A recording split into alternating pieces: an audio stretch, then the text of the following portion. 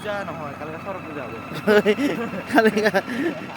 কালিকা পূজা নহয়, কি হ'ব দে কালিকা? কালিকা সৰস্বতী পূজা। তাহলে কোনদিনা আহিম দে আমি? মঙ্গলবাৰে আহিবি। হয় নেকি? যা মই ভিডিঅ' বনাই যাম। মা মহাৰাণী বহাগৰ 1 তাৰিখৰ পৰা 4 তাৰিখলৈকে পূজা। দোকান দিব লাগছে, মিঠাই খাব আহিব লাগব। আচ্ছা দে ফুৰি উঠিছে। এই যে মা আমাৰ ৰং কৰি আছে, খাদ্য শক্তি।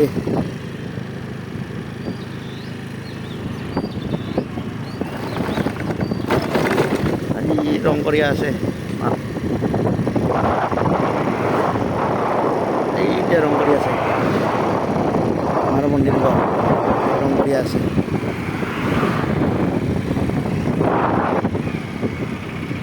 ইভিনিং টাইম, পাহাৰে পাহাৰ আয়া